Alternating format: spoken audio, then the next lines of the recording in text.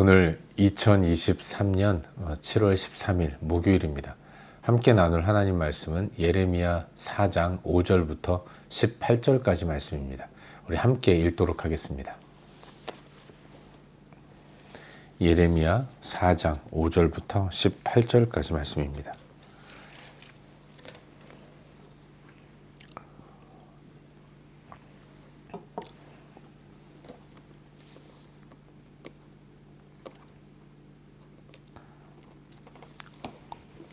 우리 함께 읽겠습니다.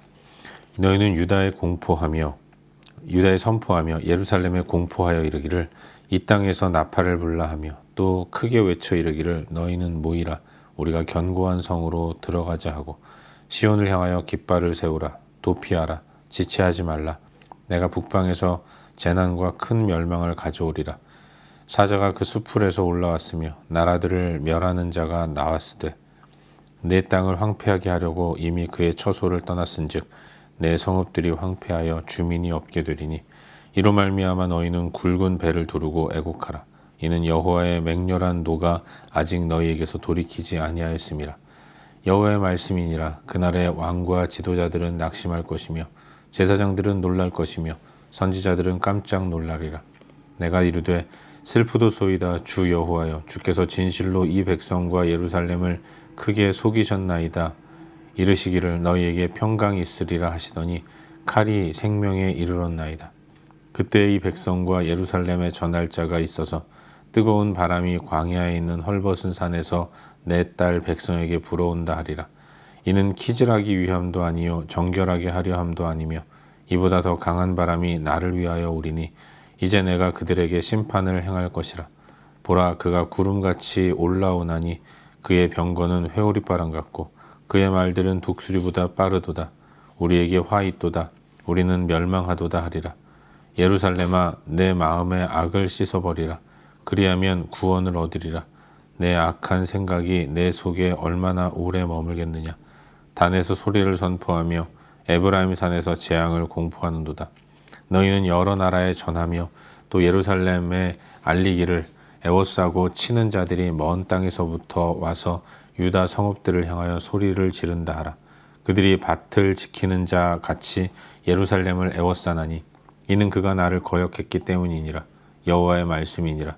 내 길과 행위가 이 일들을 부르게 하였나니 이는 내가 악함이라.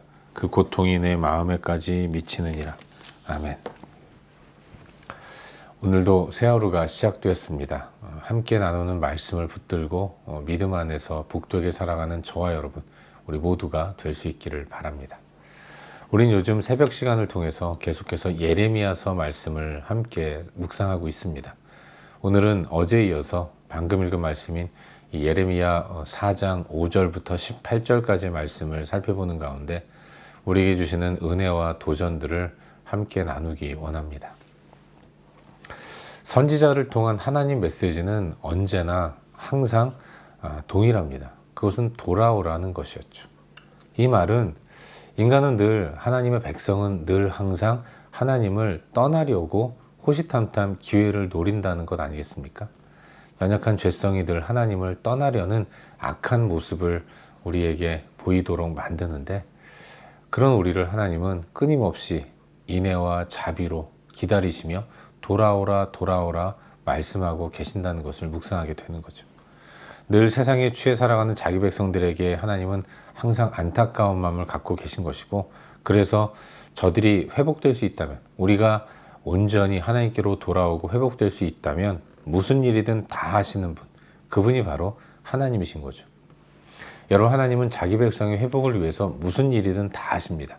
이 무슨 일이라고 할 때에는 심판도 포함되고 징계도 포함되시는 거예요.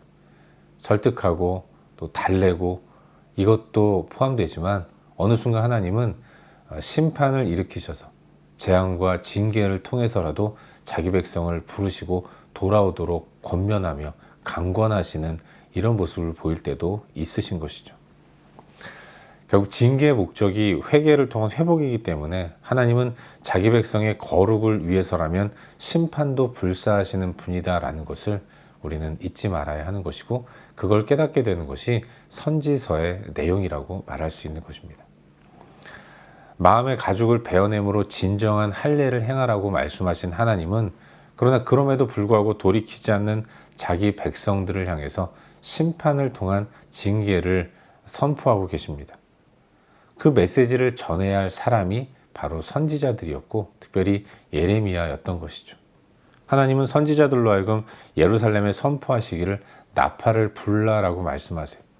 하나님 당신께서 북방에서 큰 민족을 일으켜 가나안 땅을, 유다 땅을 공격하도록 만드시는 뜻을 정하셨고 이 일은 자기 백성의 회개를 통한 회복이기 때문에 하나님은 결코 양보하지 않으시는 것입니다. 분명하게 행하시겠다고 선언하신 것이고 그래서 북방에서 밀려 내려오는 이방 민족, 강한 큰 민족을 대항하기 위해서 이스라엘로 하여금 나팔을 불라라고 명령하시고 또 예루살렘 성 안으로 들어가라고 말씀하시는 거예요. 백성들은 견고한 성 예루살렘으로 들어가도록 말씀하시는데 이제 하나님이 북방에서 재난과 큰 멸망을 가져오시겠다고 선언하시는 겁니다. 북방에서 밀려오는 재난은 결코 간단한 것이 아닙니다. 사자가 수풀에서 나온 것과 같은 공포가 이루어질 것이다 라고 말씀하시는 거죠. 먹이를 찾지 못하고 결국은 숲에서 산에서 내려와서 길을 헤매는 사자의 그 배고픈 포효, 이것은 백성들로 하여금 두려워 떨게 만들기에 충분한 것입니다. 북방에서 내려오는 이 큰 민족으로 인한 재앙이 그와 같이 이스라엘 백성들을 두려움으로 몰아가게 만들 것이라고 하나님은 말씀하시는 거죠. 주민이 다 떠나서 황폐하게 될 것이고 가나안 땅은 황폐하게 될 것이다 라고. 그래서 백성들은 두렵고 떠는 가운데 굵은 배를 두르고 애곡하도록 만들기 위해서 그 애곡을 통해서 하나님 앞으로 돌아오도록 만들기 위해서 하나님은 그토록 무서운 숲에서 나온 사자와 같은 그런 맹렬한 기세로 몰아붙이는 북방 민족을 사용하시겠다고 말씀하고 계신 거예요. 하나님의 심판은 사자의 출현으로 그치는 것이 아니라 광야의 그 뜨거운 바람이 예루살렘으로 불어오게 만들 것이다 라고 또한 말씀하십니다. 하나님의 심판의 군대는 회오리 바람 같고 심판의 말들은 독수리보다 더 빨라서 온 유다 나라를 다 덮으실 것이라고 하나님은 경고하고 계신 것이죠. 이와 같은 어려운 상황에서 저들이 해야 할 일이 무엇인가를 하나님 말씀하세요. 사자와 같이 또 뜨거운 바람같이 북방 민족을 사용하셔서 유다 나라를 예루살렘을 징계로 몰아가실 때에 그 가운데서 이스라엘 백성들이 해야 할 일, 하나님은 그것을 말씀하시는데 그것은 마음의 악을 씻어버리는 것이다 라고 말씀하시는 겁니다. 악한 생각을 버리는 것이라고 말씀하시는 거예요. 북방에서 내려온 큰 재앙이 이스라엘의 악함으로 인한 것이기 때문에 진정으로 회개하고 돌아올 때 구원을 얻게 될 것이다. 이와 같은 말씀을 주고 계신 것이죠. 이것이 오늘 우리가 함께 살펴보고 있는 본문의 전반적인 내용입니다. 그리고 오늘도 이 말씀 가운데서 두 가지 정도를 함께 살펴보는 가운데 우리의 기도 제목으로 삼고 함께 기도하기를 원합니다. 먼저 오늘 본문 가운데서 14절 말씀을 함께 읽도록 하겠습니다. 본문 14절입니다. 함께 읽겠습니다. 예루살렘아 내 마음의 악을 씻어버리라. 그리하면 구원을 얻으리라. 내 악한 생각이 내 속에 얼마나 오래 머물겠느냐. 아멘. 여러분 오늘 묵상하는 본문은 임박한 심판에 대해서 이스라엘은 어떻게 해야 하는가 이걸 말씀하시는 내용이라고 말할 수 있습니다. 북방에서 내려오는 정복 군주로 인해서 온 땅이 황폐하게 될 것이라고 하나님은 경고하세요. 그는 사자처럼 사납고 광야에서 불어오는 열풍처럼 강력하다는 겁니다. 그러나 그 가운데서 살아남을 수 있는 유일한 길, 그것은 곧 마음의 악을 씻어버리고 악한 생각을 버리는 것 밖에는 없다는 것을 하나님은 말씀해 주고 계신 거예요. 사자같이 사납게 누군가가 밀어붙일 때, 뜨거운 열풍으로 덮을 때 흔히들 그 가운데서 우리가 취하는 방법은 어디로든지 피하려고 하는 것이고 그리고 그 사나운 사자를 나 대신 맞서줄 사람 또 뜨거운 열풍을 나를 위해서 보호해 줄 그 어떤 것을 찾는 것으로 나타나는 경우가 많이 있는데, 하나님의 그 사자와 같은 심판, 또 뜨거운 열풍과 같은 그 심판은 그 어떤 것으로도 보호받을 수 없다는 것, 그만큼 강력하다는 것을 하나님 말씀하시면서 결국 이 모든 심판의 원인이 우리 가운데 있는 내면 속 마음의 악한 생각, 이것이라는 사실을 말씀하시면서 그걸 돌이키고 그것을 버릴 때에 구원을 얻게 될 것이다 라고 하나님은 말씀하고 계신 것입니다. 여러분, 모든 험악한 상황의 근본적인 원인은 내면 속 마음의 악과 악한 생각에 있습니다. 그렇기 때문에 구원을 얻을 수 있는 유일한 방법은 다른 것이 아니라 그 마음의 악과 악한 생각을 씻어버리는 것밖에 없다는 것을 잊지 말아야 하는 거예요. 사랑하는 여러분, 하나님은 우리가 만나는 현실 가운데서 역사하셔서 우리를 깨닫게 하십니다. 그렇기 때문에 우리는 눈앞에 펼쳐진 환경과 상황을 통해서 다른 어떤 것보다도 나를 살펴보아야 합니다. 내 안에 어떤 악한 마음이 있는지, 어떤 악한 생각이 내 안에 도사르고 있는지, 힘들고 어려운 상황 가운데서 1차적으로 나 자신을 먼저 돌아보는 그런 모습이 필요한 것입니다. 원인 분석이 나로부터 이루어져야 하는 것이지 누구 때문에, 어떤 일 때문에, 그때 내가 그걸 선택했기 때문에, 이런 외적인 것들로 문제의 원인을 찾는 것은 결코 바람직한 모습이 아니고 문제 해결에 어떠한 도움도 되지 않는 것입니다. 어려움 앞에서 먼저 해야 할 일은 하나님 앞에서 나는 어떤 존재인가, 나는 어떤 마음을 갖고 있는가, 내 내면을 살펴보는 모습을 가져야 하는 거예요. 하나님은 그러기를 바라시는 마음으로 우리에게 징계를 허락하시고 때로는 감당하기 힘든 어려움들을 허락해 주시기도 하는 겁니다. 우리의 일은 주어진 환경의 어려움 속에서 더욱더 거룩한 사람으로 세워지는 것입니다. 그러기 위해서는 먼저 나 자신을 살펴보고 하나님 앞에서 철저하게 회개하고 돌이키는 모습을 가져야 하는 것이죠.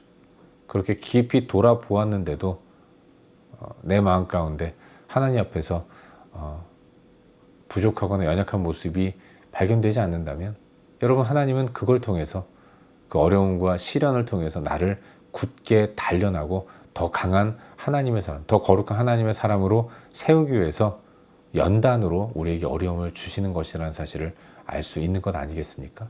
그러니 나 자신을 먼저 살펴보는 것은 경건에 커다란 유익이 있다는 사실을 믿으시기를 바랍니다. 안타까운 것은 현실이 어렵고 힘들 때마다 우리는 더욱더 사람을 의지하게 됩니다. 하나님에게 있어서 우리의 마음의 악과 악한 생각이 바로 그런 사람을 의지하고 바라보는 것인데, 하나님은 그런 모습이 악하다고 말씀하시면서 때로는 어려움과 시련도 주시고 또 그걸 통해서 돌이키고 회복하라고 말씀하시는데, 우리는 항상 맹렬하고 어려운 징계 앞에서 오히려 더 사람 의지하고 바라보는 모습을 공고히 할 때가 참으로 많이 있는 것이죠. 왜 우리는 어려운 일이 생기면 제일 먼저 성경을 덮고 기도를 하지 않으며 또 교회를 안 나갈까?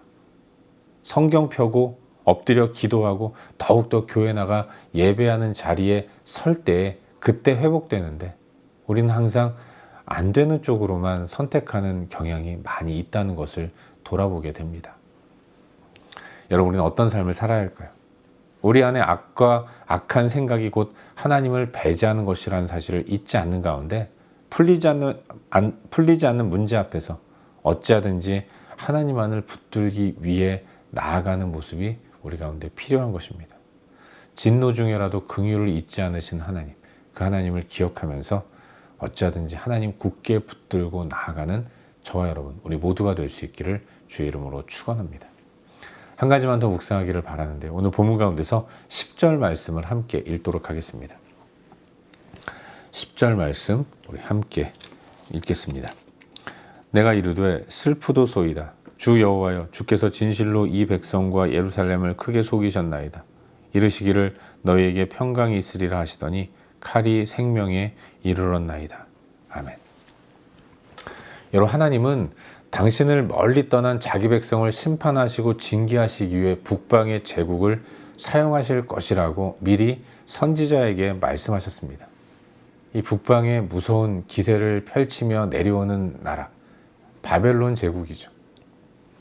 바벨론의 무서운 기세는 산에서 내려온 굶주린 사자 같을 것이라고, 그래서 자비가 없는 두려움을 줄 것이라고 말씀하십니다.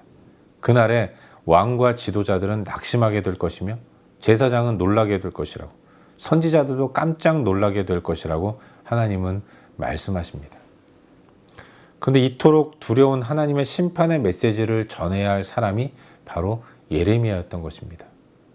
듣기만 해도 두렵고 떨리는 이 메시지를 예레미야는 먼저 받았다는 것이죠. 그래서 그는 슬프도소이다 라고 하나님 앞에서 고백하는 거예요. 자기 백성, 누구보다도 사랑하는 자기 민족이 이런 바벨론의 말발굽에 짓밟혀야 하고 나라가 멸망을 당하게 되는 것, 이것이 하나님의 뜻이란 사실을 선포해야 하는 예레미야의 마음이 어떻겠습니까?